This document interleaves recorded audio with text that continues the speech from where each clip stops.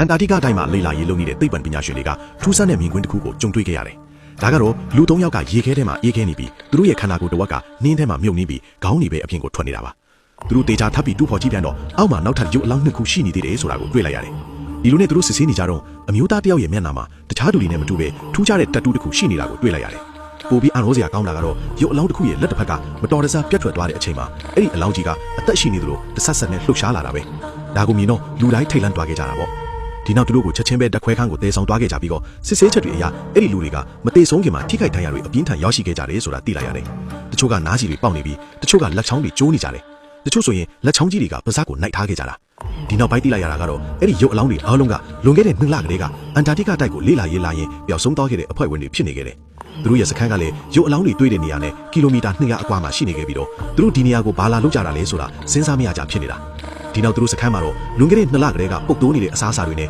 သူတို့ရဲ့လက်ကိုက်ဖုံးတွေကိုတွေ့ခဲ့လိုက်ရတယ်။ဖုံးတစ်လုံးကိုဖွေးကြည့်လိုက်တော့သူတို့ခရစ်မတ်ပွဲဆင်နွှဲနေကြတာကိုတွေ့ရပေမဲ့ရုတ်တရက်ဖုံးကအလိုလိုပိတ်သွားခဲ့တယ်။ဒီနောက်မျက်နှာပေါ်ကတတူးကိုစစ်ဆေးကြည့်ပြန်တော့လေဒါကလွန်ခဲ့တဲ့2နှစ်ကအမျိုးသားတစ်ယောက်ကတေဆုံးသွားတဲ့မိန်းမကိုအမှတ်အတအနေနဲ့ထိုးခဲ့တဲ့တတူးဆိုတာသိလိုက်ရတယ်။ဒီလူဝက်ချက်တွေကိုဖော်ထုတ်နိုင်ဖို့အတွက်သိပ္ပံပညာရှင်တွေကအခင်းဖြစ်တဲ့နေရာကိုပြန်သွားစစ်ဆေးခဲ့ကြပြန်တော့နှင်းတွေအောက်မှာမြုပ်နေတဲ့ဘတ်စကားတစ်စီးကိုတွေ့ခဲ့လိုက်ကြရပြီးတော့အဲ့ဒီဘတ်စကားထဲမှာအမိုက်တွေပြန့်ကျဲနေပြီးဘတ်စကားခေါင်းမိုးပေါ်မှာလည်းအဲ့ဒီတတူးပုံစံအတိုင်းပဲထွင်းထူထားတာကိုတွေ့လိုက်ကြရတယ်။အဲ့ဒီဘတ်စကားကဒီနေရာကိုဘယ်လိုရောက်လာတာလဲပြီးတော့သူတို့တေဆုံးမှုနဲ့ဘယ်လိုပတ်သက်နေတာလဲဆိုတာကိုလူတိုင်းကစဉ်းစားမရကြဝေခွဲမရတွေဖြစ်နေကြတာပေါ့